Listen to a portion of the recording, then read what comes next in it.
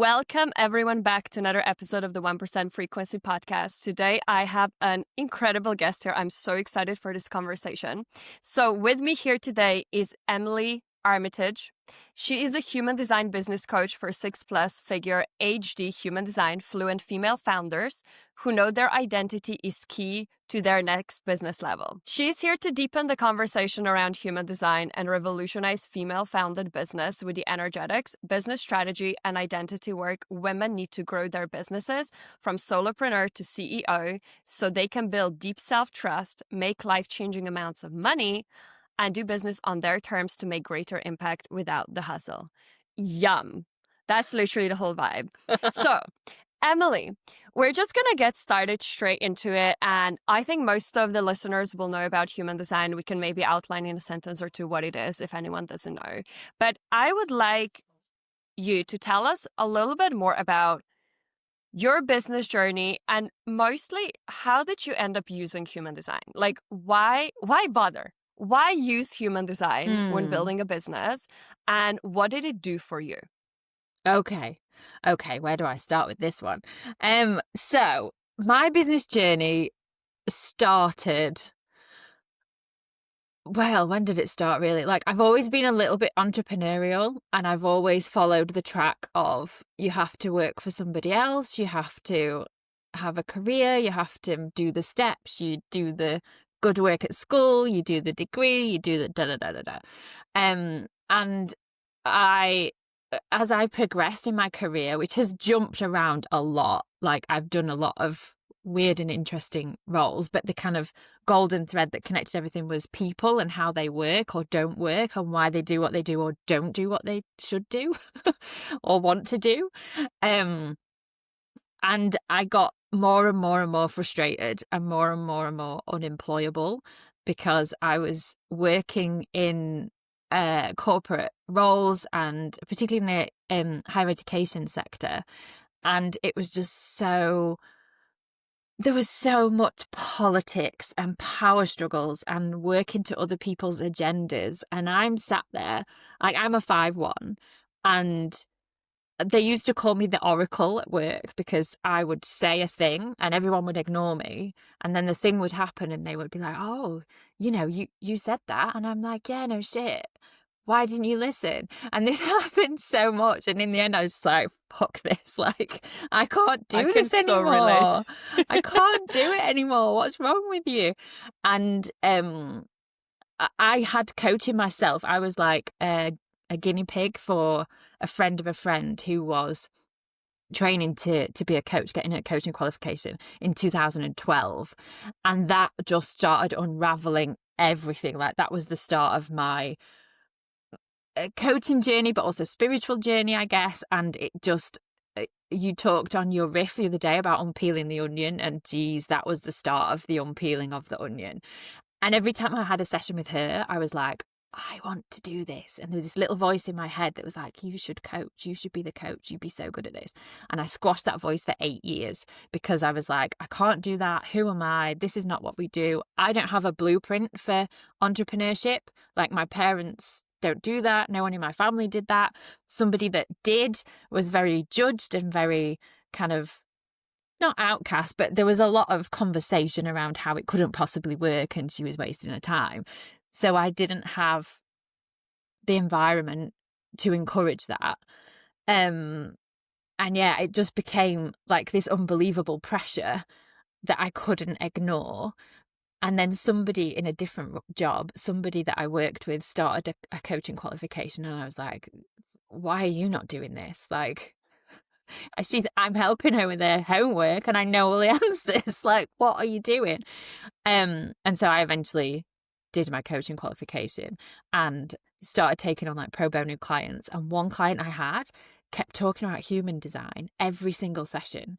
And I was like, what is this person talking about? I feel like I should find out a little bit so I can support her properly, so we can have the right kind of conversations. And down the rabbit hole I went. Because first line, like if something sparks my interest, like with human design, it's complex and you either go, oh no, or you go, oh yes, this is for me. Yeah.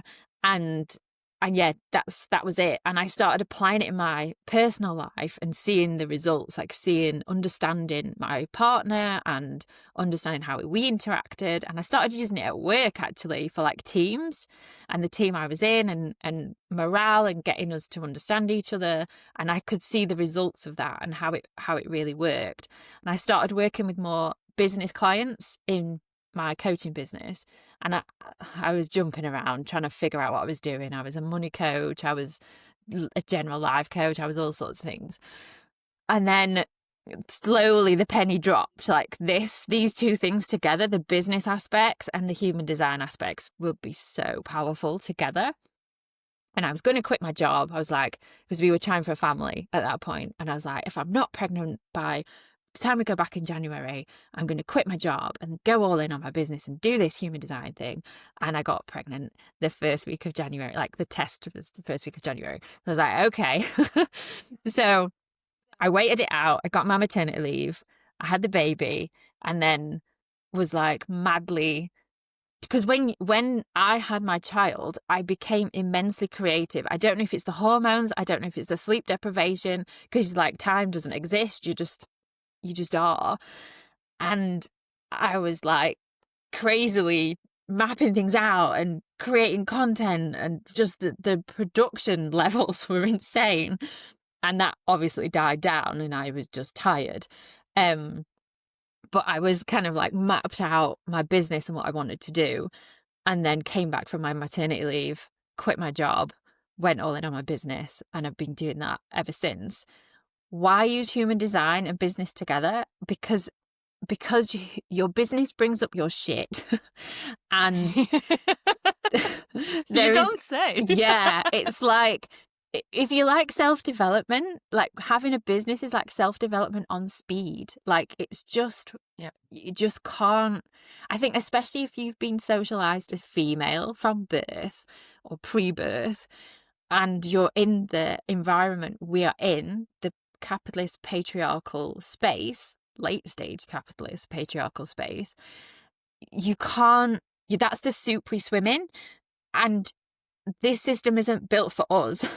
It's not built for us to succeed. And so there is so much you come up against, and so much that's layered over the top of your identity and who you are. And your human design is it's the compass, it's the blueprint, it's your energetic signature.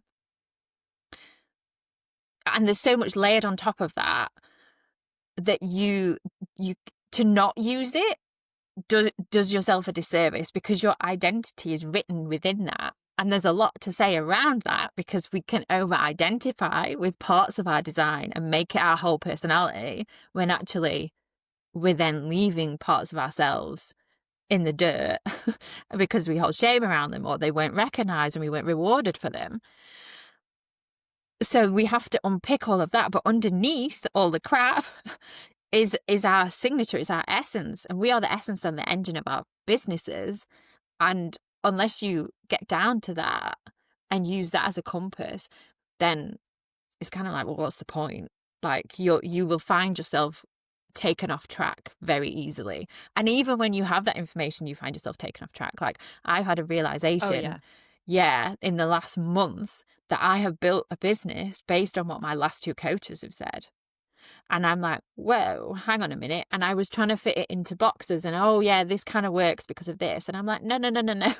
So I've stripped everything back, and I've even since we were working together, changed things around and pivoted slightly and stripped my business model back, so it's far more aligned with actually who I am and what I'm here to do. So it's a constant evolution.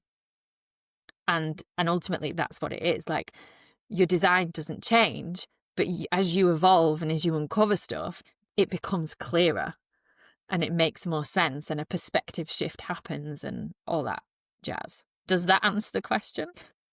Yeah. And I think, recently I saw in one of your posts, right, when you were sharing about this pivot you're doing and shifting and like stripping back your business, you spoke to, not doing that and then wondering why doing business feels like walking uphill through treacle, right? Yeah. And I think this is such a thing that we were all like, we are so programmed, because effectively what the two of us do, we do the same thing. We help people peel off layers of who they are not, so they start coming closer and closer to who they are. We just use different methodologies, and it really doesn't matter, right? It's like whatever works for anyone. This is why for me, you know, I always say, I'm never going to tell you it's like my way or the highway. Like, I'm never going to tell you need to come work with me, because there's so many brilliant people. Like, we are all helping you do the same shit. We're helping you getting closer to who you are. And then what happens as a result of that is that life flows more smoothly, right? And it's like the energy can flow through the system in an unobstructed manner, and then things fall into place, and suddenly it feels easier, it feels lighter. And all that is standing between that, which is ultimately what all of us want, and where we are right now, is all of these layers and layers and layers and layers of programming. And like human design, exactly, it's like one of those, it's just incredible, right? At helping us see like what is the actual blueprint, and then beginning to align while also holding this duality. It's always evolution. There's always new levels. There's like different, each gate, each channel, each variable can be expressed in so many different ways. And so it's a process of discovering that. So what are the main things when someone comes to you? What are the main things you look at the beginning when you are looking at them, you're looking at their business, and you're looking at their human design? What are going to be the main variables you're going to look at to kind of start figuring out why they have a certain block, or why they're not getting the results that they want to get? Well, that's an interesting question. So we always start with a deep dive. And I think talking to women who are fluent in human design is so much easier, because we can get there quicker, because we both have a common language to talk about it with. So there's not the teaching element. And what I found previously, I was like doing the teaching and then trying to do the exploration and the excavation. And it's quite hard to condense that, because human design, complex, and it's kind of a new way of thinking about things, potentially. So when you've got this common language, it makes life much easier. So we do that deep dive. People tend to come to me with like, I'm successful, but something feels off, or I'm successful, but this feels like an area I want to explore, and I want to have a different kind of conversation about it. So we will start where, like, I'm guided by the person. So if you come to me and talk about messaging, then we'll look at the throat center in particular, for example, to start with, because obviously everything has a knock-on effect on everything else, depending on how you're connected up and what life experiences you had and all that kind of thing. And I think that's important to talk about as well. Like, human design is a modality to explore you, but you can't forget about the human experiences layered on top of that, and your perceptions, your perspectives, what you've been through, where you've come from, your family lineage, all that kind of stuff. And I think sometimes in the online space, that's forgotten about. And it's just like, you're a generator, and that means this, so go forth and be a generator. And it's like, yeah, but hang on. I'm a generator that was... What does that even mean? Yeah, exactly. It's like, I'm a generator who was born into this positioning, and my family was like this, and I've experienced these things, and I'm a woman, and I intersect here in society, and I've come from this background. Like, all that is kind of lost. And I think those are the conversations that I have with people, because you can't remove the human from human design. And I think sometimes we try to make it too academic. So I'd be guided by you, like, where do we start? But ultimately it's a deep dive of your design, and where things are feeling misaligned, or where things are feeling like you don't identify with it. Because then it's like, well, why don't you identify with this part? What happened? What's been laid over the top? And we look at the conditioning, and we start to dissolve those stories. Generally I use EFT tapping, but obviously there's lots of other different modalities that people prefer to use potentially on their own, as we talk about it. And then we look at your business model, or whichever direction you want to go into, whether it's a focus on messaging, a focusing on offers, or whether it's like a total revamp of your business. And that's where the strategy work and the structure work comes in, because every strategy will work. You talk about this a lot. Like, every strategy will work. It just depends on you and who you are, and who you believe you can be, and what you believe is possible for you. So we look at that sort of stuff. There is a lot of coaching around it. It's not just here's a strategy, off you go. There's no like cookie cutter stuff. And then it's a constant iteration of reinforcing the identity piece and helping you step into that space, because you can know I'm designed for this, but you don't bodily know it. Like, it's an embodied thing. Yes. And I think that's where I'm different. I look at the embodiment and how are you actually behaving with your design in mind as a business owner, as a female founder, as a CEO. What behaviors are keeping you here and why? And where does your design fit with that? So let's go a little bit deeper here, because I think that's like with any of these modalities, right? That being human design, that being astrology, there is such a temptation to use it to confirm your biases. Oh, yeah. And to what I call fight for your limitations. And there can be such a temptation to stay in your head and think and think and think about all the pieces and never actually embody it. And I remember I had this moment, was end of last year, when I was just launching the first round ever of CEO Frequency. And I worked at a time with Christy Avis, who's also using human design. And I remember showing up to one of the mastermind calls and I was like, Christy, I finally get it. I get it, what it means to be a 5-1. And it was the first time, and I knew about my human design, like everything for probably 2 years prior. I knew I was a 5-1 as well, but it was all living up inside my head. I didn't have the embodied experience of it. And I think this is something you see a lot, and I've seen as well, people who use these modalities, and they're like, well, I'm a projector, so I cannot reach out to people. I have to just like sit back and wait for an invitation. Or like, I'm a manifesting generator, so it makes sense that I'm pivoting my business every other month. And people simultaneously like put themselves in these boxes and also like use them as like liberation, which is really just like it's limitation in disguise. Yeah, so I would love liberation. for you to speak.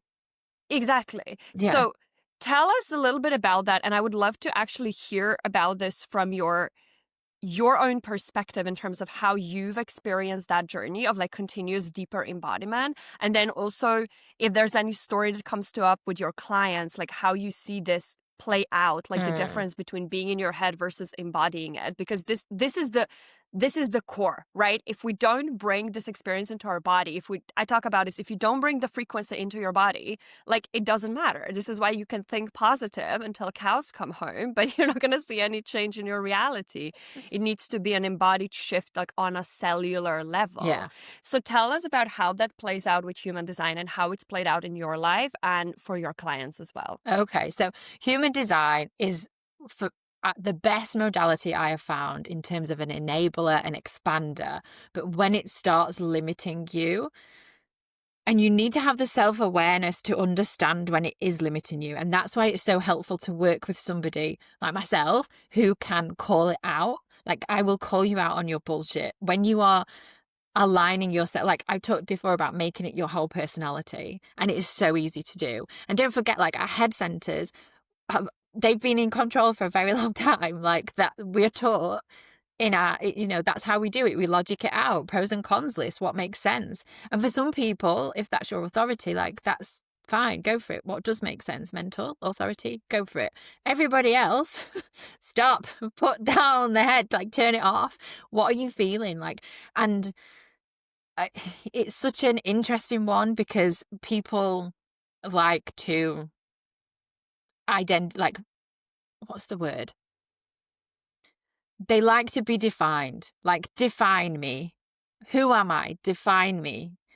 And human design, particularly, like, you see it, people stick it in their Instagram bios, like, I'm a da-di-da-di-da. And it's like, great, show me. Show me what that means. Show me what you're doing. And some of the people that I've worked with, there's a lady called Samantha Harmon. She's the style editor, and she's actually my mentor at the moment. But I've worked with her around her human design probably about 18 months ago. And she took what we talked about and ran with it. And for me, one of my greatest pleasures is seeing the people that I work with or have worked with implementing and embodying what we have talked about, and then the results they get from that. Like, I just love it so much. And she's a manifester, and she was not owning that. Like, manifestors, big energy, like, but also closed aura, like, take it or leave it kind of thing. And there was people pleasing going on, and not using her voice. Like, she's very divine throat, super divine throat. And now, like, she just took it and went, like, ran out the door with it, and went from like 5K months to 50K months. She's just written a book. Wow. She's just like, she launched a podcast. She's a LinkedIn top voice. Like, it's just gone pew. And obviously she's worked with other people too.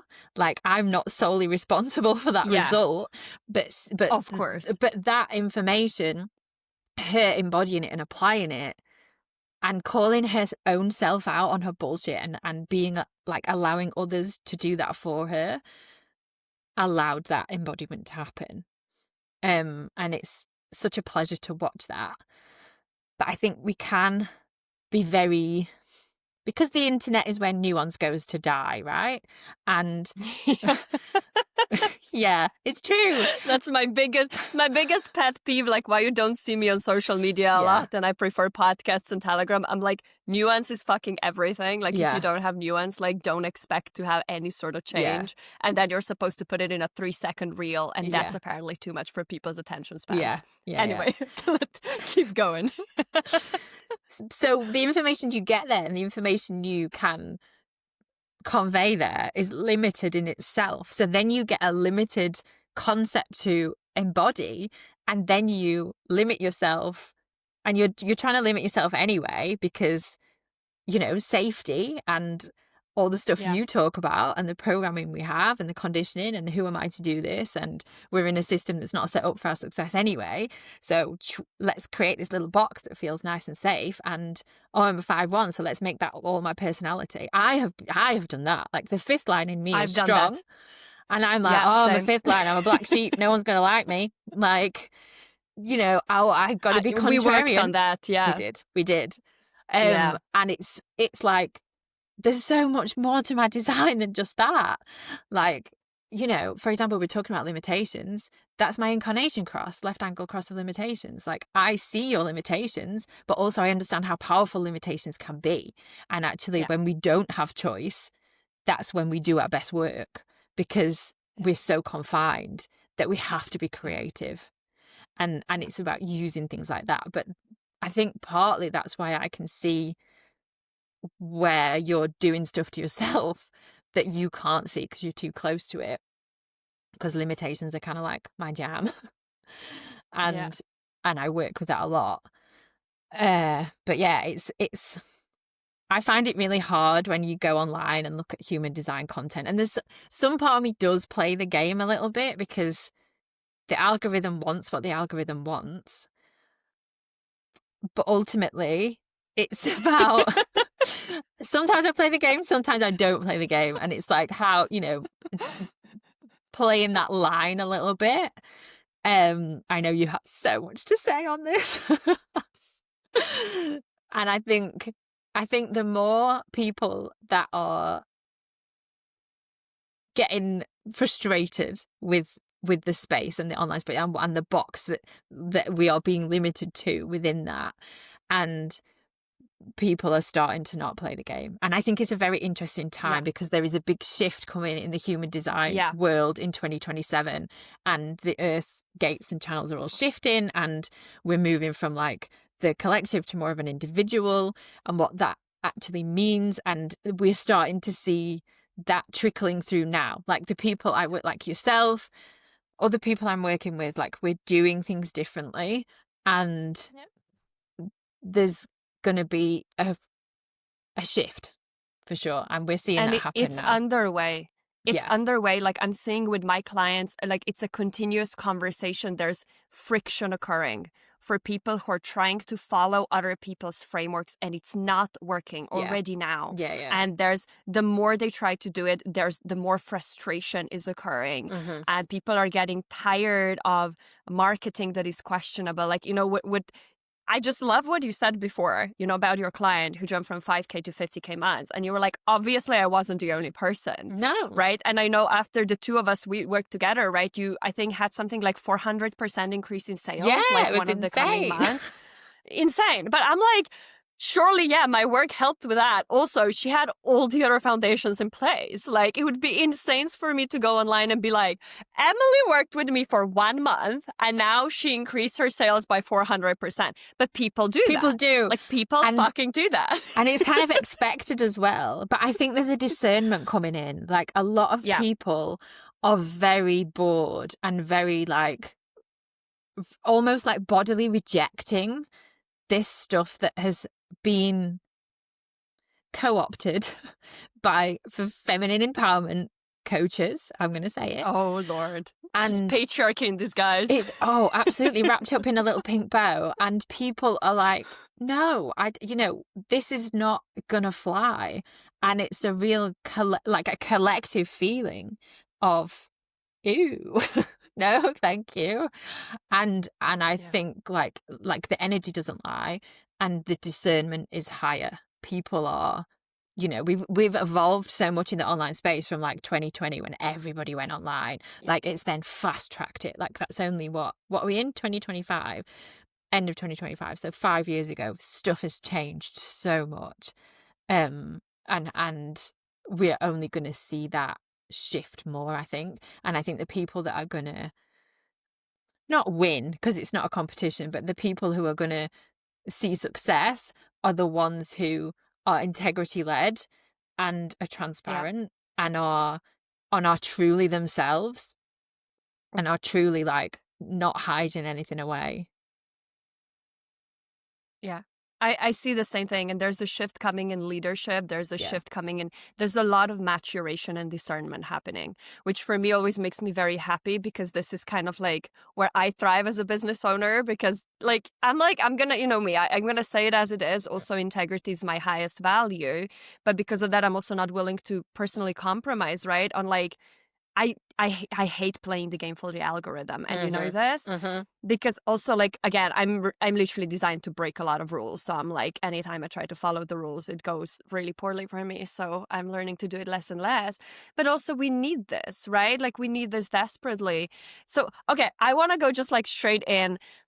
I want you and us to riff and talk about working with women entrepreneurs, patriarchy, conditioning that is different for women than men, potentially how that is interfaced with human design. But I know that there is so much of that I see I work mostly with women as well, not exclusively, but most of my clients are women. I know you work with women. And I think there is a serious lack of appreciation for how much more conditioned women are than men and how the space is not built or how the conditioning is patriarchal, is masculine focused, and how that affects women when it comes to running their businesses. And it trickles into everything. Like a lot it's like I talked with my coach about it yesterday. She was like, I think it's insane that we have feminine business and then you have people like alpha femme,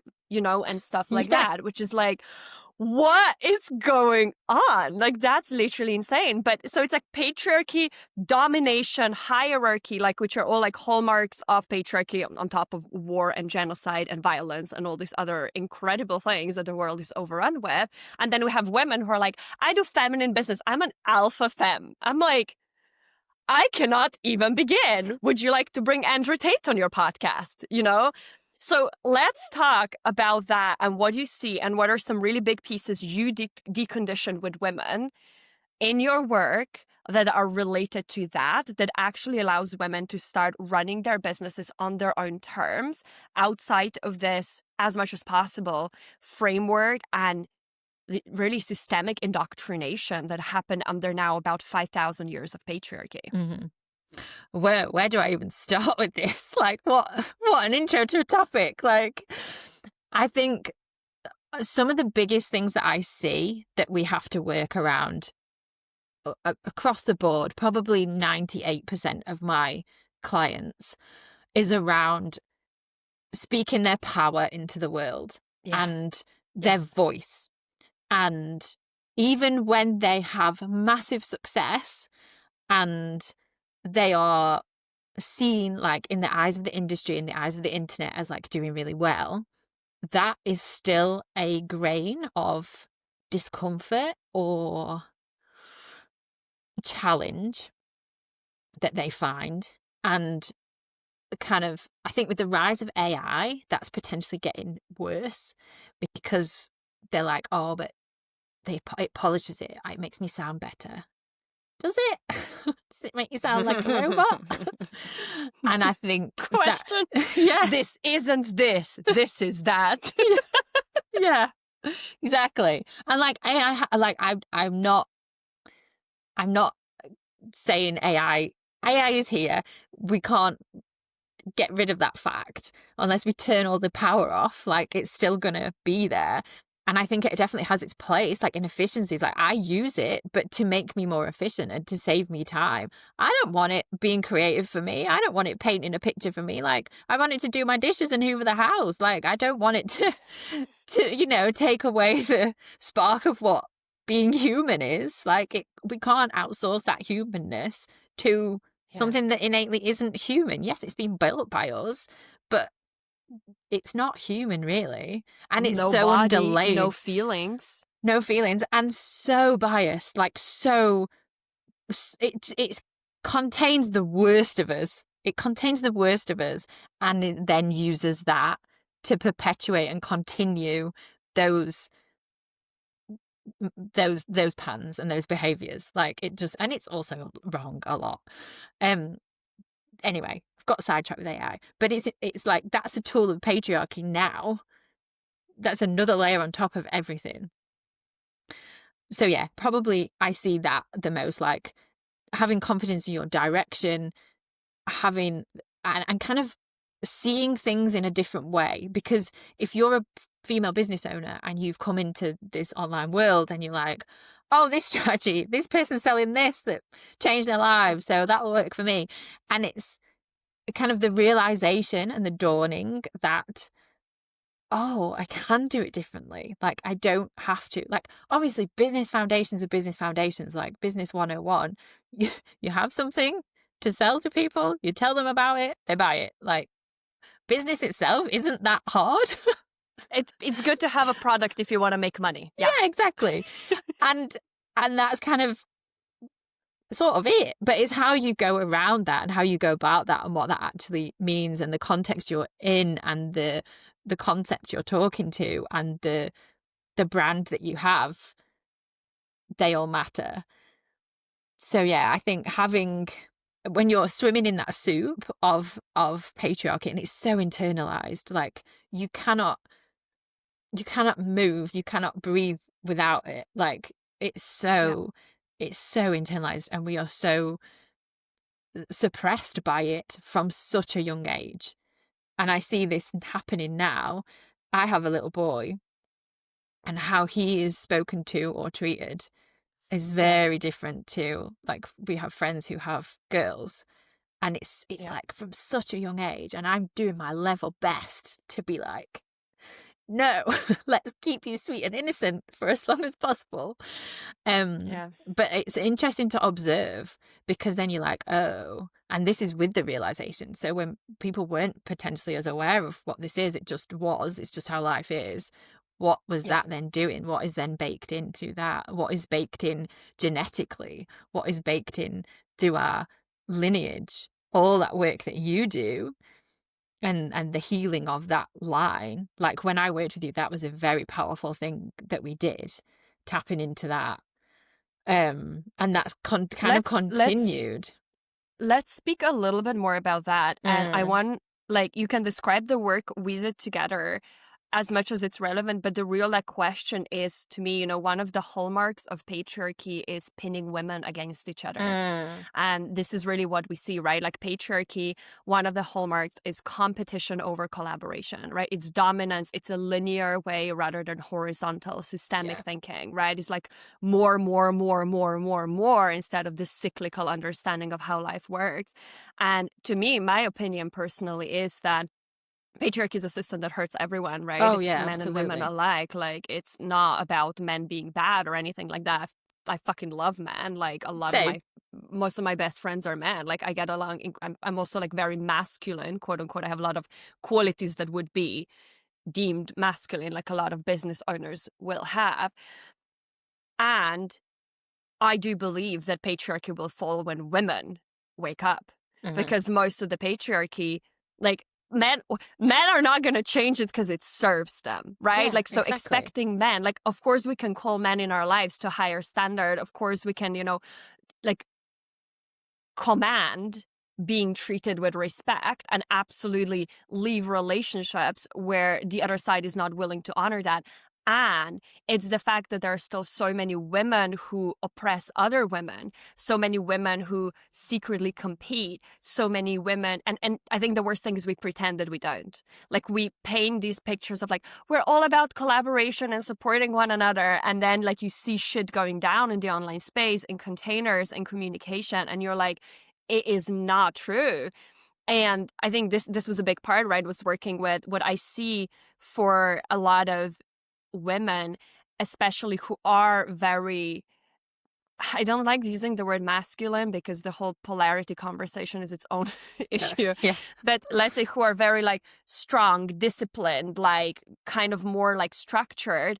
What we see on the lineages is women on the lineage having to be strong in order, because a lot of men didn't have to actually hold any sort of a standard, and then they're oppressing other women because there is secret competition, but also like oppressing other women and belittling them, punishing them, oppressing them was a means of making sure those women actually grew up strong to Mhm. be able to continue surviving in the patriarchal world. And now, of course, in the last 50, 70 years, right, we've seen so many advances through the kind of OG feminist movement. We're not going to talk about how it's developed in a lot of ways, where it's going in the another extreme of like, men are trash, like all men are bad. I'm like, that's just bullshit. But, we've seen massive advances, like women in the UK weren't allowed to have their bank account until the 70s, right? Yeah. But now we're seeing this ability now for this to break down, and yet what I see over and over again is actually women perpetuating this. Mhm. So I would love to hear you speak to that, of like, what you see with the work you did yourself that kind of helped you step out of these patterns, and some of the patterns of like patriarchy that you've been deconditioning yourself that have been really helping you, yes, in your business journey, but the truth is it Mhm. trickles into It's everything everything. else. Like, it just enhances your life so much. So I would love you speak a little bit more to that, and let's see where that conversation goes. Okay. Yes, I think so. I've had, and we've spoken a lot about this when we work together, like a tricky relationship with my mother. Like the power Yeah. games there are interesting. And I was also in a very toxic relationship when I was younger. So between the ages of 16 and 22, I was in an abusive relationship. It was coercive control. And that mirrored a lot of what was going on with my mom. Like, it was kind of like you go from one control to a different control because that's what you know.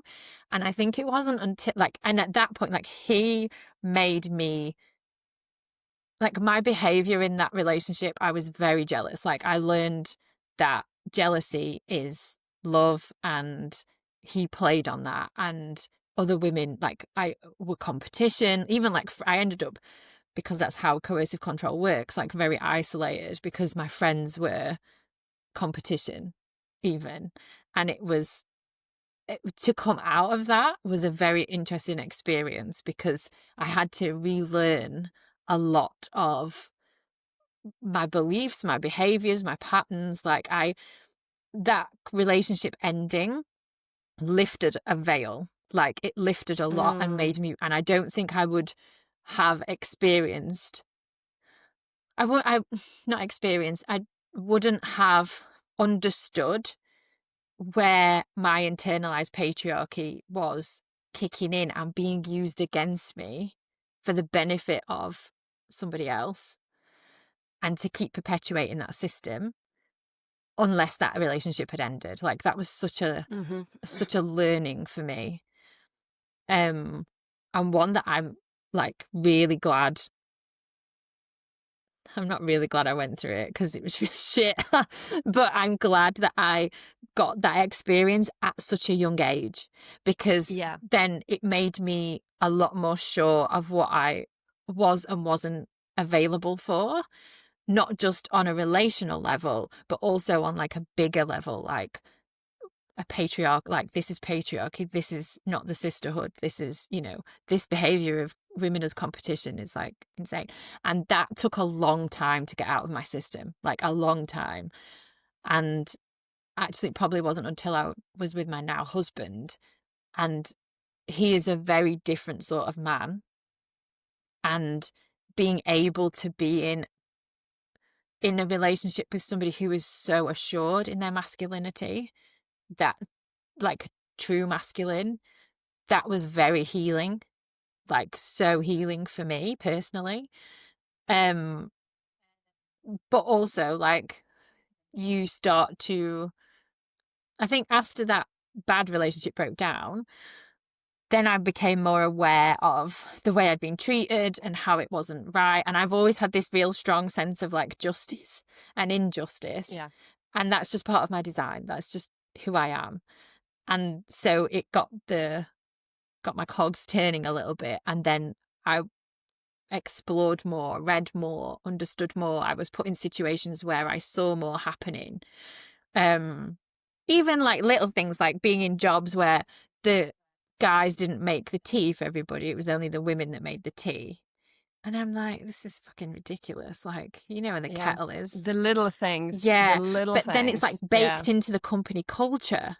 Like, the women make the tea and you make the tea for everyone. You don't just go make your cup yourself. And if you do, like, whoa, what's going on with Emily today? Like, so selfish. Yeah. How dare you? Like, yeah. So it's when you start realizing like the minor things, like how it's so baked in, that's an interesting realization. And I guess for myself, it's totally a work in progress. Like I've had these big portals and shifts happen, which helps me realize more. And I've read so much around it. Like there's 2 books that I've just finished reading one of them.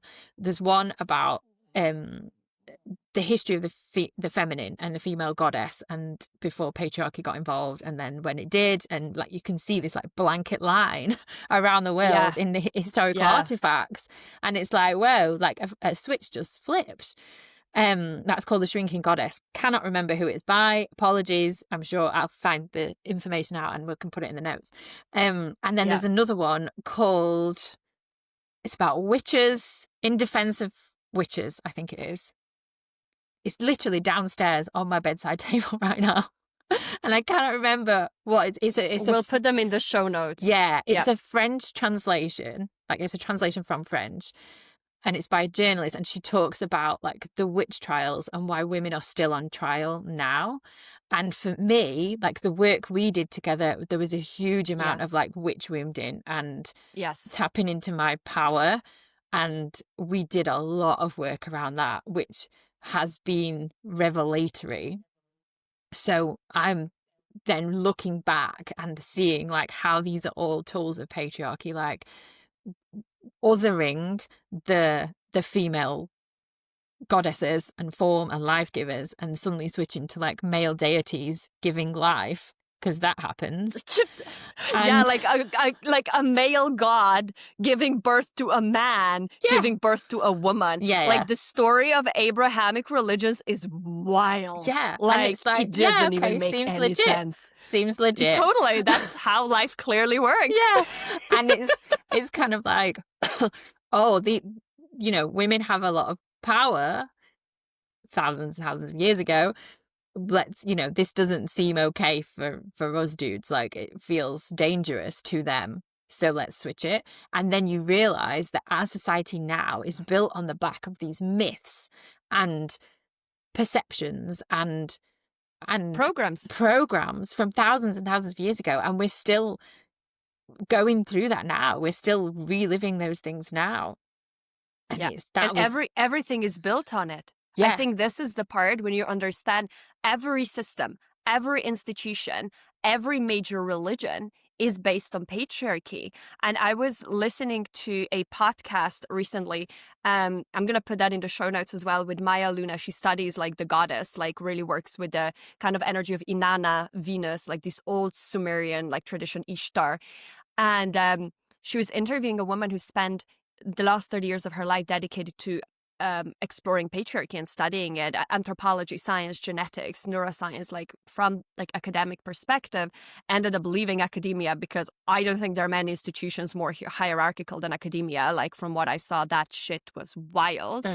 But the wild thing is that we have a start date to patriarchy, which came from basically one group that lived in the Russian steppes, today's Ukraine. And the interesting thing is that patriarchy developed as a trauma response, because that region went through from being super fertile to basically went into complete desert, like drought in something like 100 years, which then necessitated a completely different approach, like starting to domesticate cattle, which then meant, the stronger people could have basically more cows. They started passing them down to their sons. Before that, there was no concept of fatherhood. Everybody was having sex with everyone. Like it was women's, siblings that took on the role of the uncle. Like no one knew who the father was. The whole village took care of the kids. And then those tribes domesticated the horse and spread around the whole basically Eurasia, even down to Africa. And you can follow like the Y chromosome and see how it reduced like the diversity from something like 11 different haplotypes or something like that to like 2. So that's the diversity of like masculine. We have a fucking star date for patriarchy. It's 5,000 years. And before that, there were literally like tens, hundreds of thousands of years of matriarchal, egalitarian societies. And the world we live in today is fully built on the back of patriarchy. Every programming, like it is crazy. Like once you start, I mean, it's a lifelong process. Like once you start kind of like pulling the thread, you're just like, oh my fuck, like, what is going on here? But I think it's like one of the most important things, like to start actually working with, especially as women, because we do live in the era when the feminine is rising, right? Even like the shift we're having in 2027 in human design, we're shifting into a much more feminine energy altogether. And like, I think it's why it's such a theme right now as well. Like so many women doing this work and being like, I'm not going to be quiet anymore. Like, what is the shit? Because it's crazy. And to understand, like, to me, really, the whole world right now is built on the back end of a philosophy that's a fucking trauma response. Like, we should let that sink in. Like, we collectively built a world on like survival mode, and then we're wondering why nothing's working. Survival mode and fear. Like fear is I see that as such a theme in everything. Like the divisiveness of how the world is right now is all fear-based. And can I just say, Alja, like I love hearing you, like you're so good at explaining things. I just love it. Like your defined throat is in its power. I just love it. It's great. Okay. I'm going to quickly look at my questions to see where we go from here, because this has been so good. I want to like actually cycle back a little bit to human design. Okay. Because we went to like ultimate to patriarchy. Because I know it's your zone of genius, and I know we could keep going for like 4 hours. But I would like to actually go and just like pull out a little bit of your 5-1, a little bit of the heretic. Also, like to me, one of the favorite things is like I find, the way I look at kind of human design is, because of course I work with reprogramming the beliefs, and one day I have like this idea, maybe we can do it together, but like doing a project where we can pull, human design like channels and gates and see which are the corresponding beliefs that go with it. Because I find over and over again, how incredible would that be, right? Because I find over and over again that anyone who has a strong 5 line, especially if it's conscious, but even if it's unconscious, everybody has, what is it, heretic?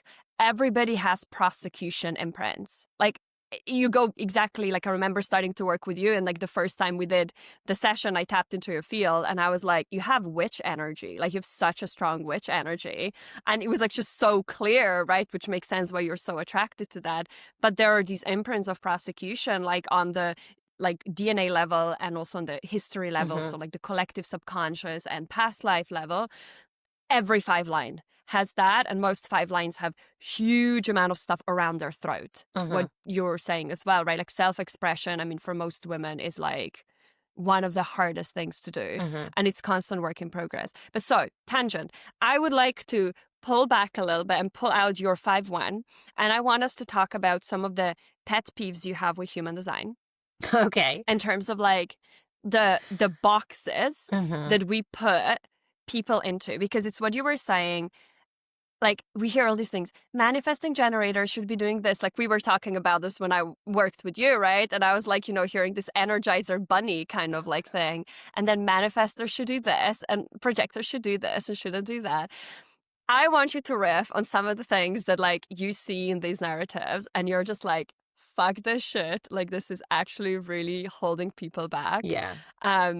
For our listeners, it's a little bit of like an entertainment thing, because I think it's so important, it's so powerful, but it's also, I think, really fun to get, because it's what you said, you see all this content on Instagram and you're like, oh my God, then I should do this. Oh my God, I am this.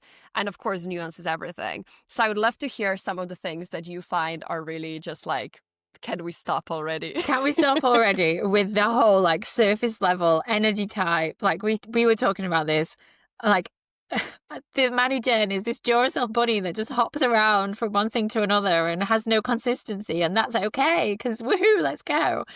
And like projectors have to take a nap every 5 seconds, and reflectors have to go stand in the garden and hug a tree and bare feet and all this kind of stuff. And it's like, fine, like that is a good level to enter human design. Like, it's fine, but don't let that constrain you, because there is so much more to your design than that. Like, a manifesting generator with these variables or this gate or these channels are going to be so different to a manifesting generator with something totally different. The variables facing the other way, or a different gate, or, a defined whatever center.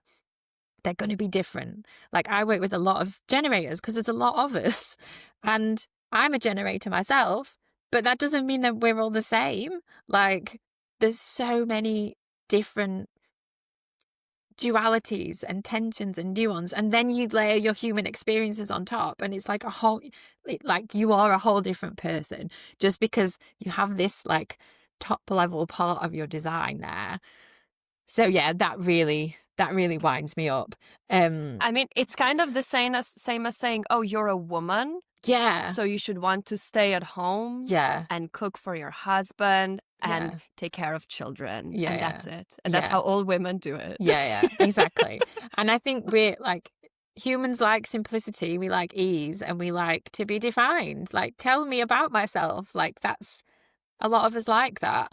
And that's where human design, a lot of people find human design because of that. But I'm just done with those kind of conversations. Like the kind of the frequency almost of each of the types is so different, but then it differs again depending on what else is made up of that. And I get, like, it's a complex subject, so a lot of the times with complex subjects we try and speak to the lowest common denominator, but that makes, we're then in danger of dumbing it down so completely that it loses all its meaning and all its context. And like, let's give ourselves a bit of credit. Like, we're intelligent beings. We don't need to have it dumbed down to that level of like such basic bitchness that it's just, I just repel it. And I think that having a 5th line, let's get onto that, is a very interesting one to have. And I remember reading mine and being like, oh, what do you mean I'm a 5th line? That's the worst one. Like, what? But when you start to reflect back on your life through a lens of having a 5th line in particular, you see how it comes to pass. And that whole, like, the witch wounding, the issues with expression. Like, I have an undefined throat, so who knows what's going to pop out. Like, working with that and being... It's a mystery. It's a mystery. Who knows? And I just have to really believe that what I say will land with the right people at the right time. And I used to really hate on my voice and how I spoke. Like, I have pauses. That's probably something to do with being neurodiverse as well. But I have pauses. I think, like, it's not going to come out exactly uniform. That is okay. I'm fine with that now. But for a long time I wasn't, and I would prepare, like when I had to do presentations at work, I would prepare to the nth degree, and it was dry as hell because I'm just reading for script. There's no storytelling, there's no anything. And that took me a long time to be like, trust that what I said was okay and allowed. But even when I worked with you, that was a very strong piece that we worked around because of the fear of being killed, basically, or my very presence and being is a danger to myself, was a belief that I had for a very long time, which had been reinforced via my family and via experiences that I'd had and all that kind of stuff. And interestingly, since working with you, I've noticed I no longer go out and feel like I am a prey. And I've been in situations where I have felt like there's been somebody coming towards me and I'm like, no, you're not for me. And I've literally felt my energetic field like shove about the way. Yeah. Like push them. Yeah. Which was the most bizarre experience. I'm like, oh, I can do that. I'm allowed. I can do that. But I think going back to that, like that witch wounding and the fifth line, when you're online, like everybody's a critic. There is the potential for everybody to have a pitchfork and be there to take you down. And I haven't yet come across a male who has critiqued me. And that may be because I choose to have women and people socialized as female in my world. Like that is a conscious decision because I don't feel I can help men in any way. Like I don't have their experiences. I don't know how I could help you. So thanks, but there's probably somebody else. But like I will put a post out, and this happened on LinkedIn yesterday, and a woman will pick up on one thing I've said and nail me to the mast for it. And I'm like, so you've taken that one little thing from the whole post and you're making me wrong because of that. Okay. And I'm still dancing with that. I'm still like, am I okay with this? Can I let this go? Like, why am I still thinking about this one thing? And there's all these other conversations happening that are more positive. I don't think about them when I go to bed. I think about the one person who had an issue. And I think because like you, integrity is such a core value, and being not enough or not right is a wounding, those two things are getting pushed. Like, am I in integrity? Am I right in, not right as in right overlording you, but like right in myself? Do I have conviction in what I've said? Can I stand by that argument? Is this correct? Has this other person got something to teach me? Am I wrong? But then it's very binary, like right, wrong. And there's no room for grey. So yeah, it's an interesting one. What are your kind of experiences with that heretic and fifth line? Because I know you've done a lot of work with that as well. I mean, I think in terms of just looking back at my life, I was the heretic at home. Yeah, same. I'm like the eldest child, a lot of responsibility, a lot of projection. So I had this interesting dynamic because my dad is a 6'2". So there is this harmonious relationship there. But with my mother, there was absolutely constant criticism, constant just like pressure, constant not enoughness, constant attack and power games, right? This is like a big part that I have been working on with my lineage, women oppressing other women, because it was like men were useless, quite frankly. Men were drunks, men couldn't be relied upon. Like my mother grew up without a father. He was an alcoholic, couldn't hold a job. Like then, men in the lineage before would leave for like the Americas and like gamble away all the money, or they would be killed in a war. Like women had to learn to be completely like not just sovereign and like strong, but like there was no space for fun, no space for pleasure, no space that was not even a part of the game. So there was a lot of that projection. So I felt growing up always as like I was kind of this scapegoat, it felt like, and there was a lot of responsibility on me. So I felt like I was constantly being kind of burnt at a stake, like just growing up. That was a constant thing. I was always recognized as a leader. I think that's also something happens to 5-1s. Like, you don't really, I never wanted to be a leader. Like, I would never put myself forward, but somehow they were always like, can you do this thing? Can you like, or, you know, lead this like school performance thing? Can you do this and that? I'm like, yeah, I can do it. But like, why me again? Yeah. It always felt very natural, but I never liked it. I never liked to be in the spotlight. And then, of course, for me, if we go like deeper into my human design chart, I'm a 5-1, but actually something like a third of my placements have a 1 line. So I have very, very, very strong first line. So for me, the other big thing was what you said as well, like, am I a fraud? That was a really big wounding. That was my biggest breakthrough that really allowed me to get my business to where it's now, was actually clearing and reprogramming that I could actually see and release and recognize that pattern and really pull it out of my system, because it was like, it was keeping me in complete freeze mode. Like, I couldn't move forward. And there's a lot of course, inadequacy, like unworthiness, all of those things combined with this punishment, like projection of the 5th line. So I have a very similar experience to you. For me as well, when I receive criticism, it's very important to actually take it, like take a step back. I have like a bit of a like policy that I only respond to criticism if it's delivered in an appropriate manner.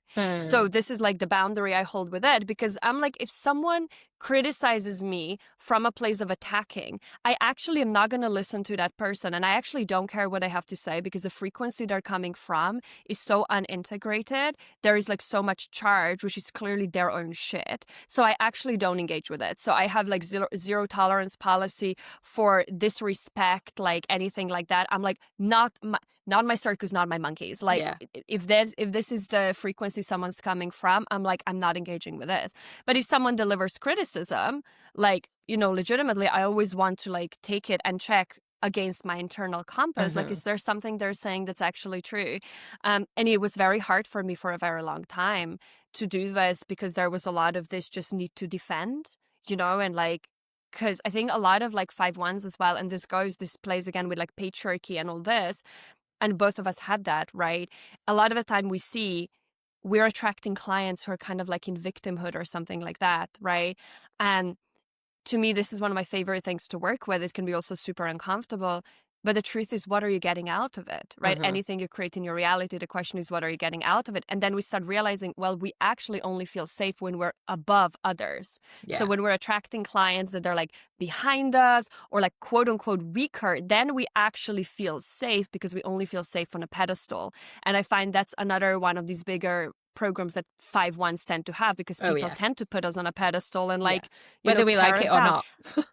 It's going to happen. And we can work, like, if we clear these things where we are actually getting something out of it, because in many ways you can look at astrology or human design as just actual programming you bring to this planet, right? It doesn't really define you. And I think this is like this big interesting thing we're looking at, because it's like, yeah, it's the way the energy flows through your system.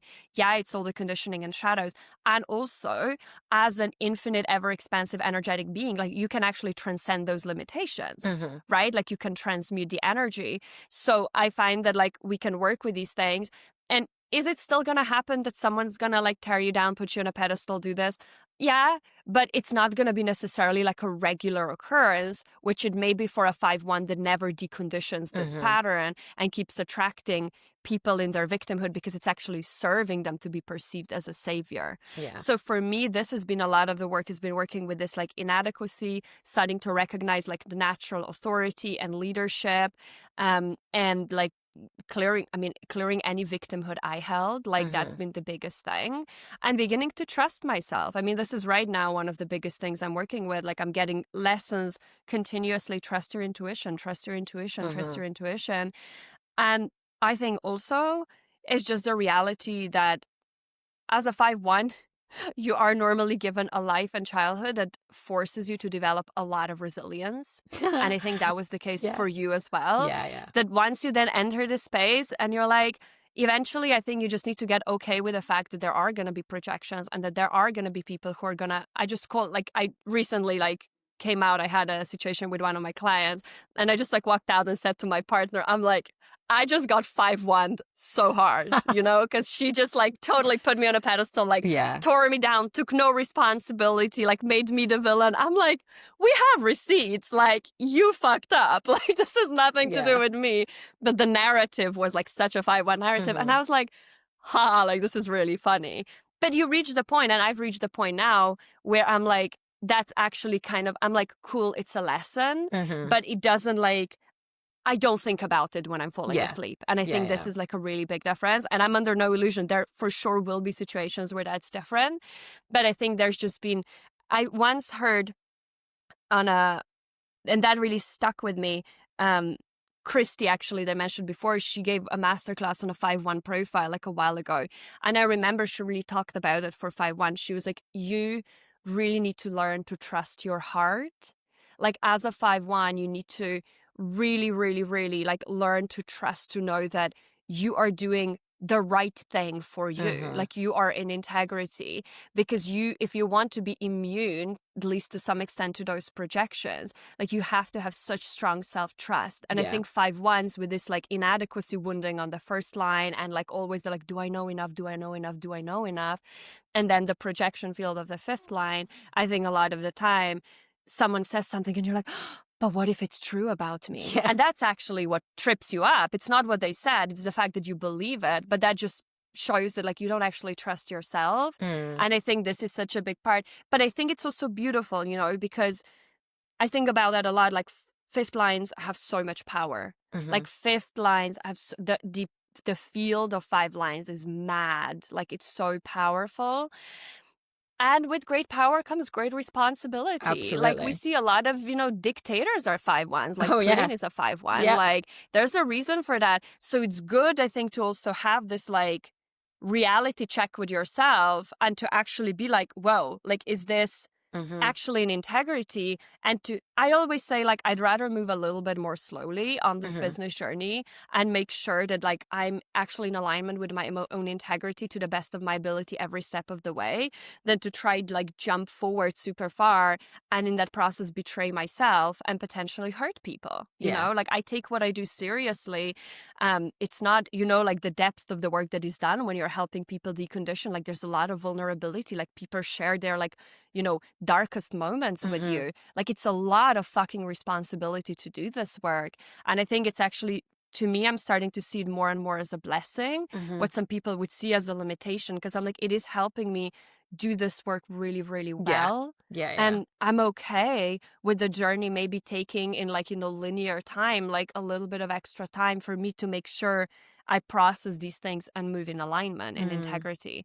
So those are kind of like, I've been rambling a bit, but these are some of like the main things I've been kind of finding as working with like this 5-1 profile. Yeah. I think as well, the projection field, once you accept it and you're like, well, it's going to happen anyway, you can then play with it. You can use it to your advantage, if you like, in business particularly, because you can use it to really repel people that are not for you and to attract the ones in via not controlling their projections, but by kind of harnessing them and ensuring that the right people come into your world. So I think, like you say, with great power comes great responsibility, but you can also play with that as well. Like you can play with parts of your energetic field and your signature and your design, and it doesn't have to be this like hard thing that you have to hold on to. It can be fun and useful and just part of your experience and who you are and how people experience you. Yeah. For sure. And that actually creates, like, I think this is such a cool thing, because one of the biggest conversations that are happening in these spaces is the conversation of boundaries. How do you hold boundaries with your clients? Da, da, da, da, da, da. And I find it like the more that I deprogram like a lot of these patterns and programs that are attracting, people who don't have responsibility, that are attracting attack. I had a lot of patterns in my field that were inviting attack from others. Because that was such a big part of my upbringing. And the more I remove this, I don't really need to set Like, of course, you said explicit boundaries, but just like, this is how the container works. This is when I'm in Telegram, like, but that's not boundaries. That's logistics to me.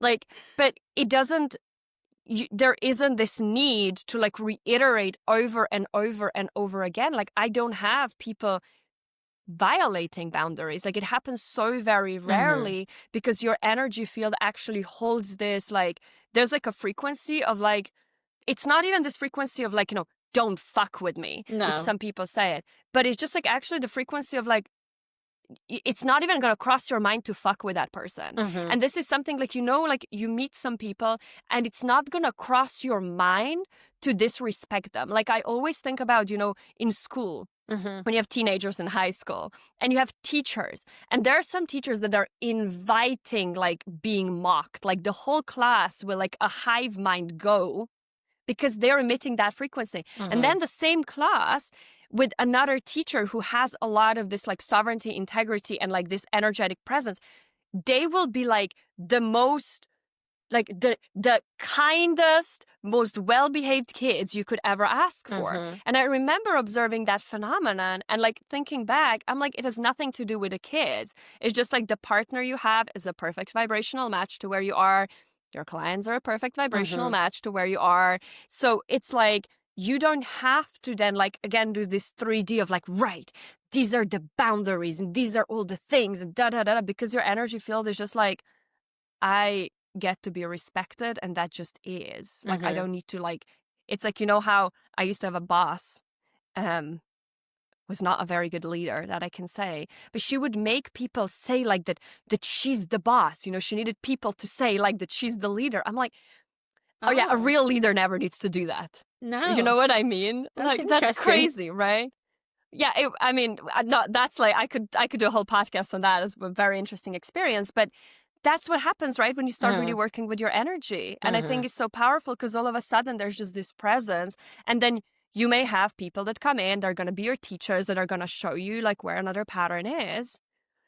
And you're going to be like, cool, let me work with this. Amazing. Let's patch up these energy leaks. We're not having that lesson again. And it can just be this process of actually moving forward rather than cycling, right? And this is ultimately like what we want with this. Yeah. Absolutely. Okay.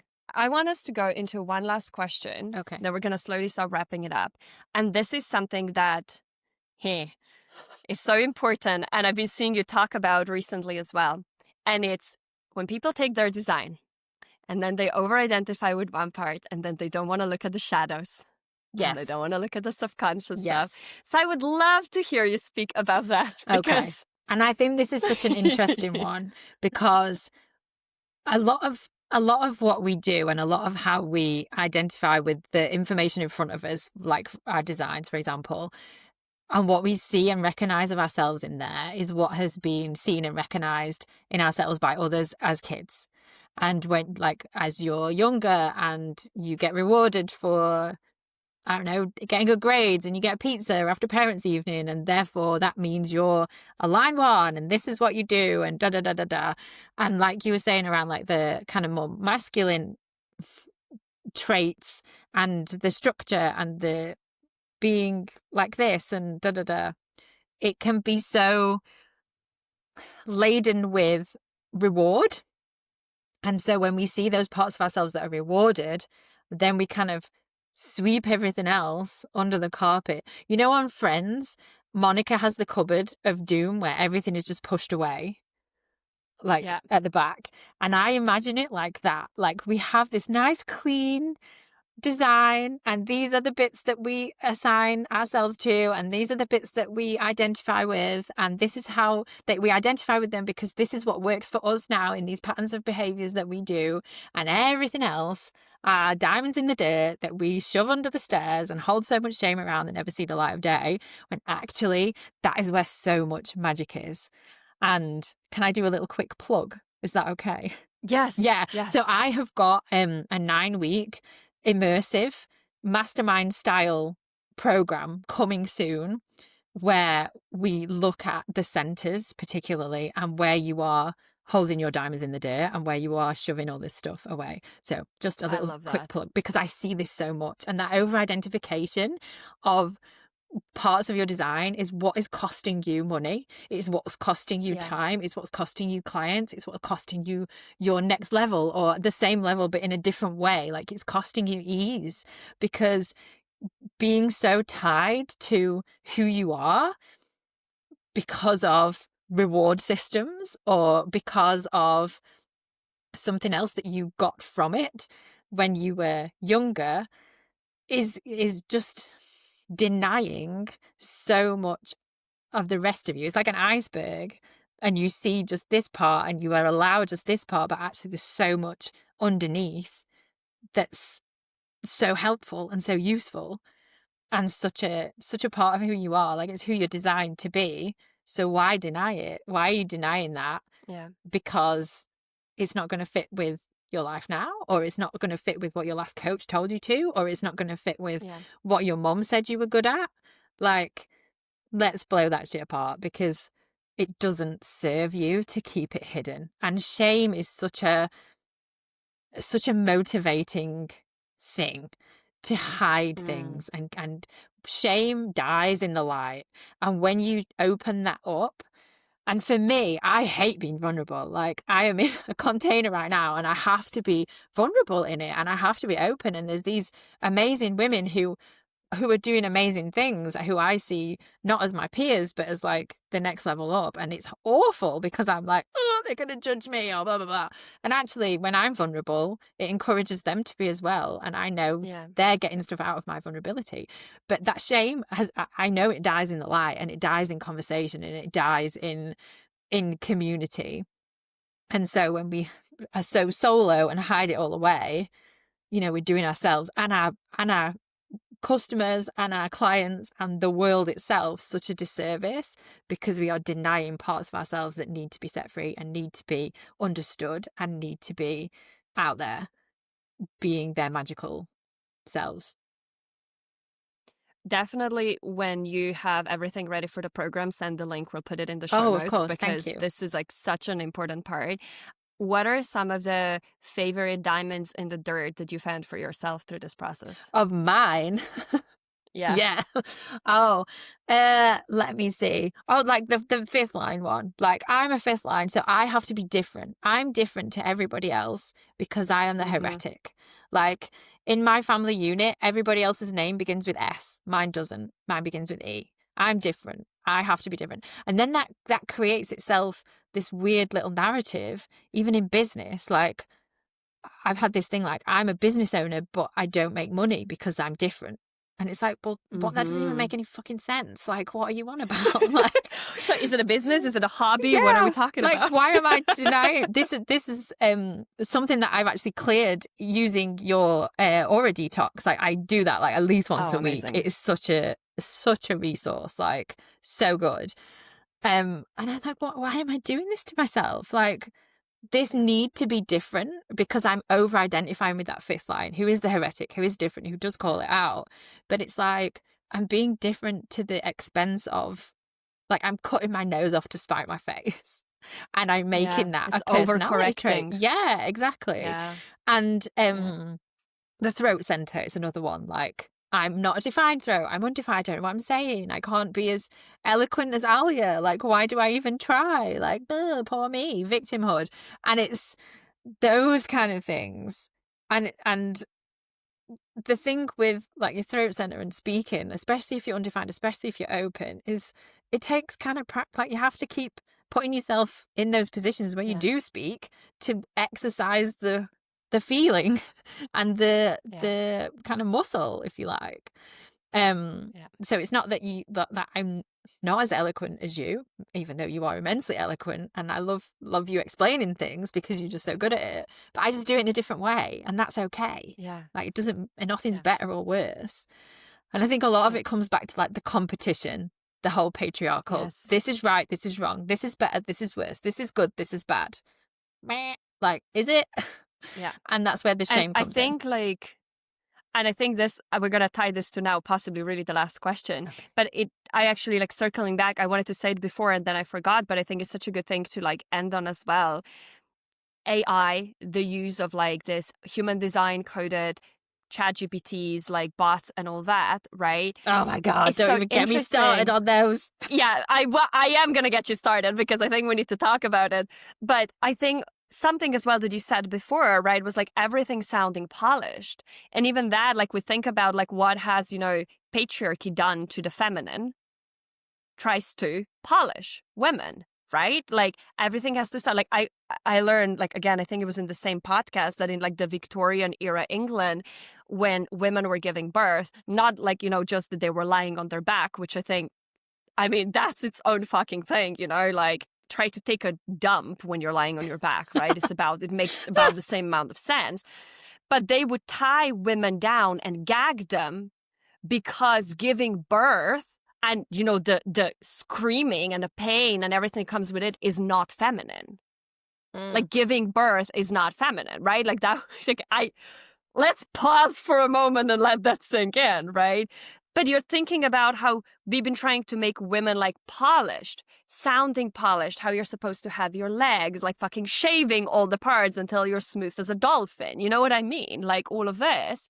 And then we're bringing that into how we're meant to sound. So now we're going to be using this bot so that we sound polished and everything is perfect and nothing is messy. And especially when you combine this with, overachiever, perfectionist, like eldest daughter kind of like archetype, that's like its own other thing. But I would love you to riff on human design, coded, ChatGPTs and bots, how they're being used, what you're seeing, and why you have so much to say about it. It's kind of like the du jour thing to do, right? Like I see so many. There was a spate about a month ago, and every single human design coach or person has seemed to be selling their own version of a HD coded GPT, and I'm like, this is mad. Like, this is like, everybody wanted an app at one point. This is like the new trend of everybody wants this thing. And what I feel like it's doing is moving us even further away from our true power and our true essence, because you're outsourcing your power to something else that you feel is more superior, better than you. Yeah. When actually it's taking away your experiences. Like that GPT doesn't have your experiences. It doesn't have your soul. It doesn't have your perspectives and your perceptions. And yeah, you can write that all in it, I guess, if you want, but it's never gonna. It's like eating cardboard. It's like eating rice cakes. It's like there's no substance to it. It's just words. It's not infused with anything. Whereas when you put your perspective into words, into anything spoken, like your frequency transmits through that. And I think that really puts a barrier through, because you're filtering your frequency through something that somebody else has created to make you sound less than you. And the thing with patriarchy, like they tell us we have faults and then try to sell us something to cover that fault that doesn't exist, right? That's how it works as female. I worked in the beauty industry for a long time. Like that's how it works. And this is just the next layer of it. And I think that AI it's so good in things like research and so good in things like efficiencies and stuff like that. But I think we're choosing to use it for the wrong things. We're choosing to use it to take us away from our humanness and our human experiences in the pursuit of being better, when actually it's not making us better. It's making us all sound the same. Like you can tell, like we were talking right at the beginning about energy doesn't lie and discernment is in. Yeah. And it's the same in this space.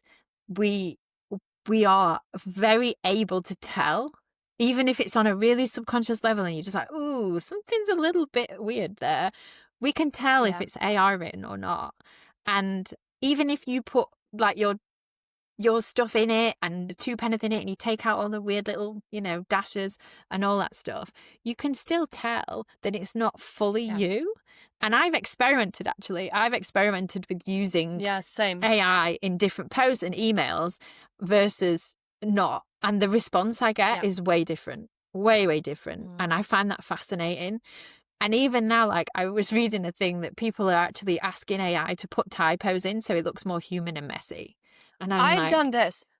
I was creating posts and I had to go 3 times. Can you make it sound more human? yeah, Can you make it sound more human? Like, I literally had to write this because I'm like, cool, like it sounds yeah. polished, but what is the shit? Like, no one speaks like that. No, and it's just words. Like it's not anchored in anything. Like there's Yeah. not. Humans relate so much to stories and storytelling, and the essence of the story is the frequency behind that and the teller of the story. And when you use AI, that's totally removed. So Yeah. I get it. I get it's a shortcut. I get that people aren't confident with messaging. I speak to a lot of them, but you're not going to get confident with messaging by outsourcing it to somebody else. No. And your business, particularly if you are sort of working on your own or you've got a very small team and your personal brand is the front of the business, people do business with you. They want to work with you. And I think as we move forward, like that identity and the connection and the frequency is going to become even more important. We're not interested in the big conglomerates. We're not interested in, oh, I'm working with this coach, but actually I've never seen her and it's just her people on my call. That's going. It's shifting.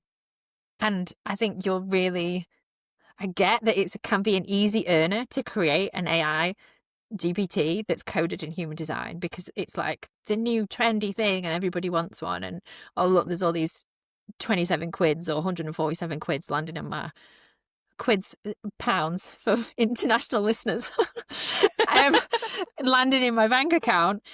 But at what expense? Like, how are you then contributing to female empowerment genuinely? Like, how are you contributing to women's voices being heard? How are you contributing to women speaking their power into the world? And this shift that we know we're going to experience when actually you're allowing them and encouraging them to outsource that part of themselves and become less human and perpetuate the stories that there's something wrong with you and there's something wrong with how you speak. So let's use this thing that's been invented with patriarchal roots to make you better. Come on. And I think to me, it also actually, I'm just kind of thinking about this now, but it's another part of how it's being used that is used as a cover up of the real issue. Yeah. And here's the thing, right? Why do most people use this? Because we are told to fucking post every day in our business, spend so much time on content creation. What are we doing? We're prioritizing another thing that stems from patriarchy, which is capitalism, right? Quality over quantity. And so now, instead of pulling back and being what am I actually here to say? What is my truth? What is my message? Being okay to pull back when there are periods of evolution. We are now using this to stay consistent, to basically be what I call Canva factory workers, right?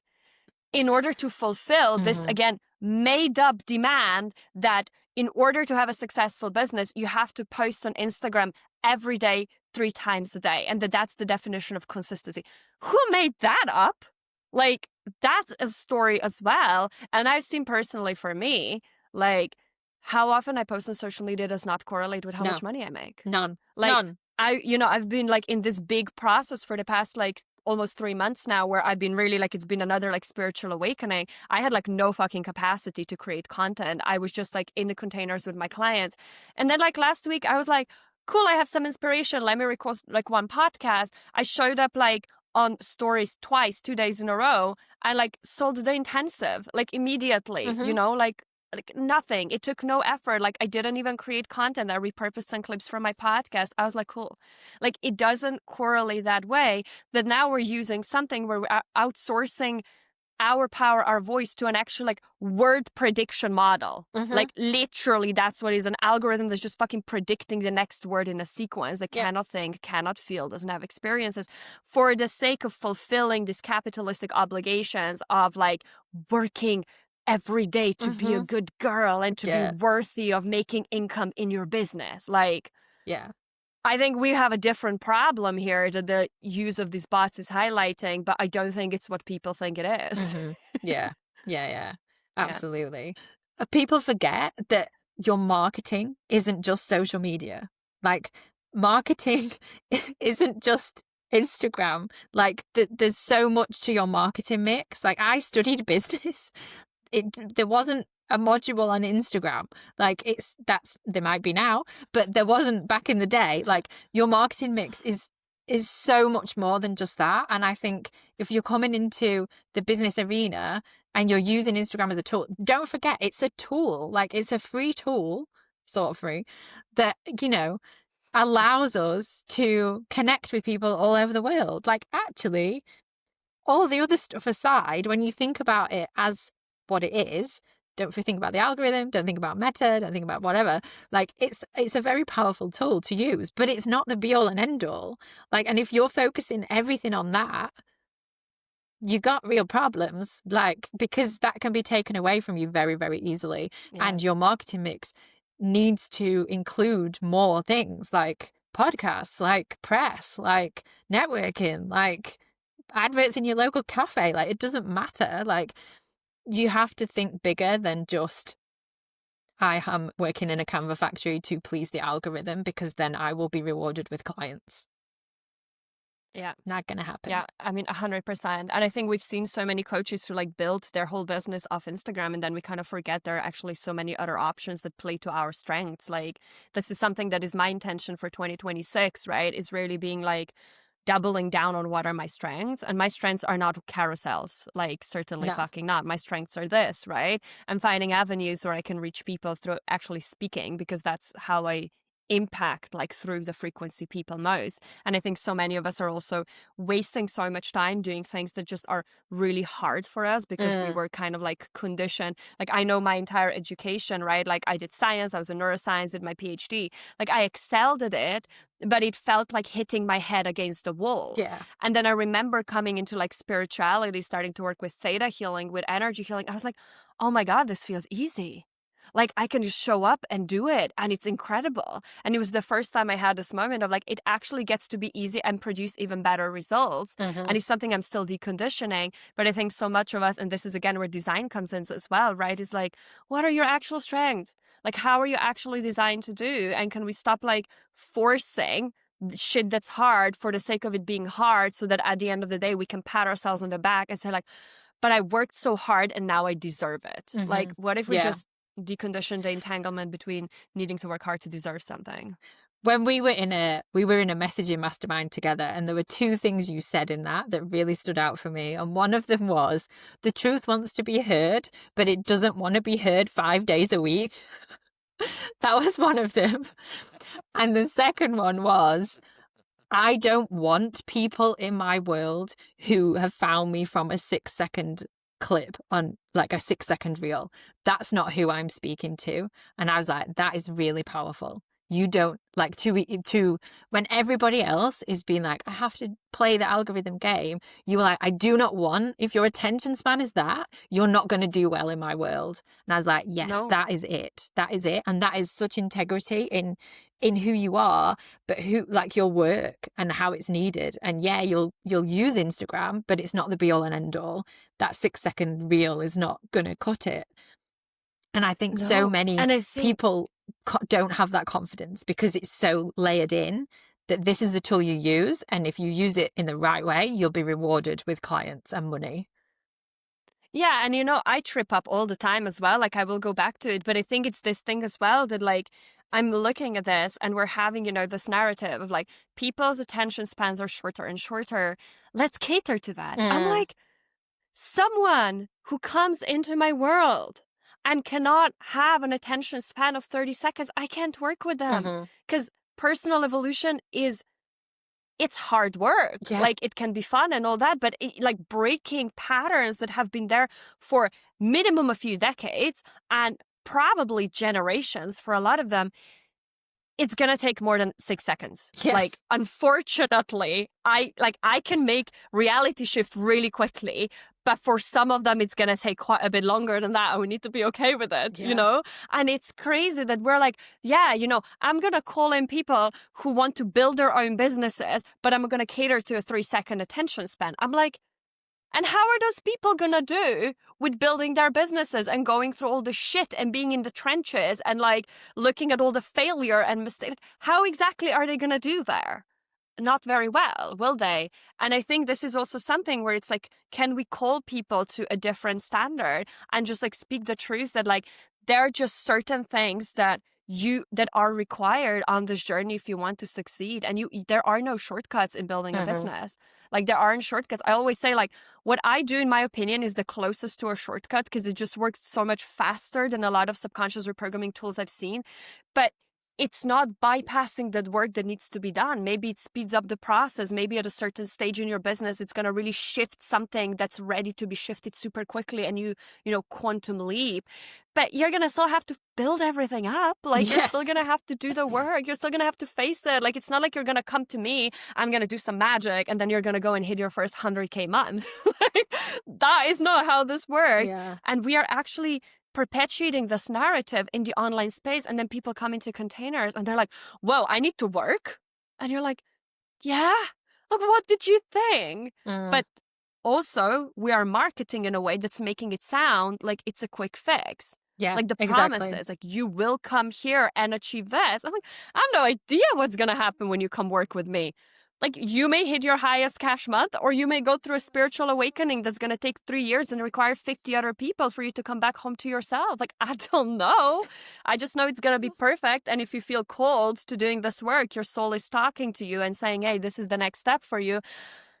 What a trip to think that I can control your fucking journey. Like, I don't have that power. Neither do I desire it. That would be really scary. But that's the outsourcing. Like somebody else knows better. Somebody else can, fix this for me, and I think you're right, like using Instagram in a way that works for you. And like I know we talked about your speaking and what opportunities that could hold for you to bring more people into your world, because that is your zone of genius. Like that's where you're most comfortable.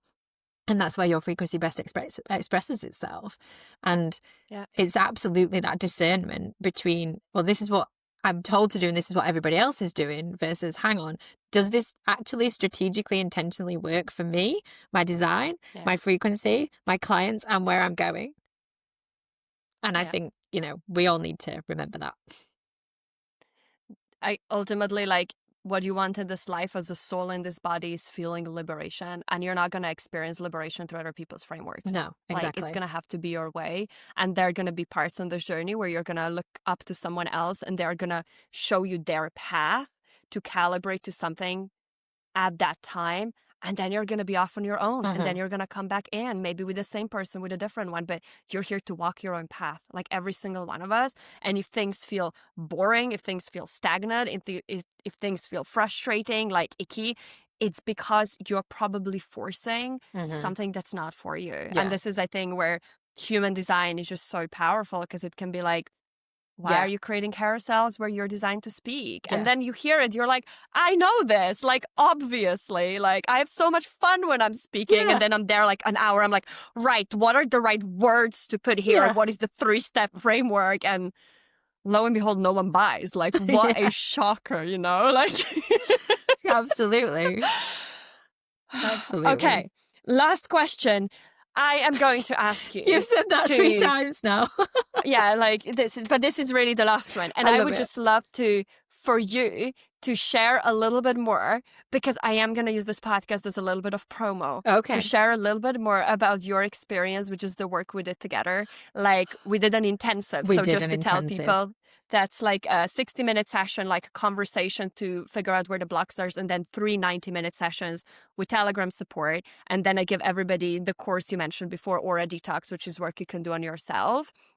And I would love if you just shared your experience. What were some of the biggest transformations you saw on the other side of this work, and how that's really helped you in your business to basically expand income, impact, and how you feel in it? I think the biggest transformation has been accepting myself and accepting my journey and my lessons, and incorporating them into my identity. and then that's then rolled out into my business. I think we we touched on some, like, I was so ready for this work. I was so incredibly ready. And we knew we were going to work together. Like, we were in this messaging mastermind, and we both had this weird, like, connection thing. And it's weird. Yes. And I find it weird that that happens, but it does. And, it's not the first time I've experienced that, but I definitely felt that with you. And I was so ready for this work. And I was like, it was also my first introduction to this work. And a part of me was like, this is fucking nuts. Like, what am I doing?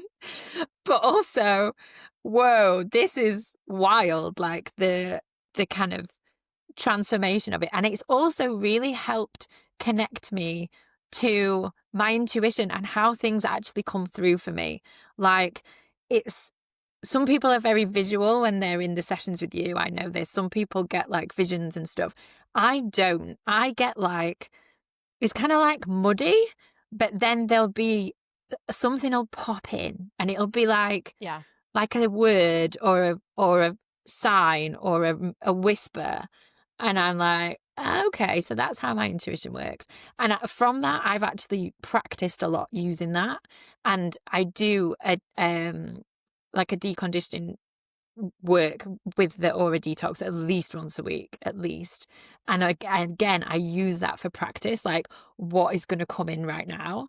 How can I listen to that more? And that's really helped me because I'm a sacral being, but my splenic center is super strong. So my intuition is like super strong. Same. Yeah. And it's like second in command, if you like. So I know if I get that sacral pull and what that feels like, but then also building up my kind of awareness and usage of this intuition and that splenic ping and the splenic kind of awareness and voice as well has been so beneficial for decision making and for just direction and what's the right thing to do. And I will tap into that now, potentially. Like, my sacral's saying your business is not going in the right direction. I'll then be like, okay, splenic center, why is that? Let's have a little moment. Let's sink into that. What's coming up? Oh, okay, bam. And then we change everything. So it's like having those two things work together has been so cool and so interesting to allow, and like the practice of doing it and the practice of that deconditioning. And like, it was such a weird experience. Like, I could literally feel things being pulled out from around my shoulders and then put back in. It's like almost as if I have a cloak of jewels and then the jewels get removed, different jewels come in. I've never really experienced anything like it in my life, but it was very fascinating. And I was working with you during quite emotional time, like family wise. And I think it was actually perfect timing to do it because the emotions were strong anyway. So just adding more in the mix was kind of like, okay, this is what we're doing now. And working with that witch energy and the kind of power was very interesting. And I think that's done a lot in terms of like my confidence, my conviction, my safety, like how I feel safe in myself and in my environment was massive. Yeah. And as you said, I had this like 400% increase on sales That was insane. Yeah. Like, when I saw it on your stories, I was like, what? Whoa, that's so cool. Yeah, I'm like, that's crazy. I love it when it happens. Like, I've seen it with clients, but every time I'm like, really? It works that well? Yeah. Wild. And like, just, and like kind of having the appreciation for those ebbs and flows as well. So like you were saying, like the cyclical nature of it. Yeah. Obviously, that's not a consistent thing. I've not then done another 400% on that month and 400% on that month. But like let's be realistic. But it was kind of the proof to myself that that is possible to do from our work. Yeah. Really, and that massive shifts can happen quickly. Yeah, I think it's one of the, if not the most transformational things that I have done and containers that I've been in this year. And like to get me to my like next level. Like, I knew I needed to do it. I actually wrote down, there was 3 things I needed to do with different people, and I wrote them down. And on a piece of paper, I did this quite a lot. And I was like, right, sacral, what are we doing? And like, just do 1, 2, 3. And it put you first. And I was like, okay, interesting. Ready for this now. hell yeah, you got And space. yeah, and I mean, this is to me something that you said there as well, because you said it was like, I'm ready for this work. Mhm. And this is really, I think, the beauty of it. Like, the work I do is like, it can, and it's the same as with you, right? Like, when someone comes in, like, ready for a certain type of work, it can shift everything so Mhm. quickly. Yeah. And then for another person who's not ready for it, the same kind of work is not going to shift things if Mhm. they're not ready to receive it. And I Yeah. think it's so powerful because, yeah, like you came in and you were like, I'm ready. This is the thing we're doing. And it's so cool when like people come in and you just see it's like there isn't this, you know, forcing mentally. It's like, oh, I have to do this container because I have to learn these things. But it's just like, you know, the higher selves talk to each other. Yeah. They were like, we got to do this work together, and probably chatted that, you know, like 6 months before we met. And then you're like, let's do this together. Yeah. And it's just like this perfect thing that like just shifts you into the next level. And I just love witnessing that. Like, it is so amazing that something like that can happen, you know, with like basically 3 sessions. Yeah. Like, it's wild. Yeah, So yeah. it was so cool witnessing that. And I mean, just working with you was just such a vibe. Like, I feel like we could just go on and like have Oh, these yeah. conversations for like 5 hours, Absolutely. like on end.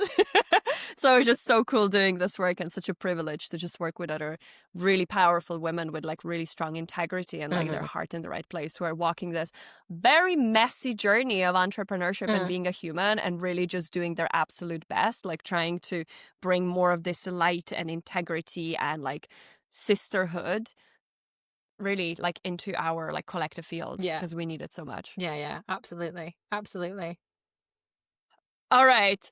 An hour 45. We're gonna wrap it up here. I think we did well. We've I was done like, we could immensely probably well. like I think so too. Like, as I was like, dang, like, I don't know how we're gonna keep this for like under 2 hours, but I think we got everything in that we wanted to talk about. And like, thank you so much. Like, it Oh, was my such pleasure. an honor having you here, and this was such a good conversation.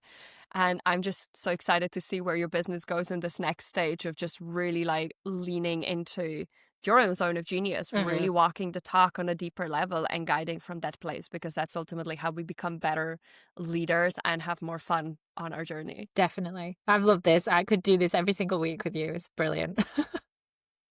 And maybe one day we can create something Oh, together, yeah. really, where we combine the two techniques. I think this could be just such an incredible. Let me talk to you about that, because I've had an idea. Okay, we're going to talk about it. All right. Everybody, thank you so much for tuning in. Thank you so much for listening. And until next time. Bye-bye. Bye.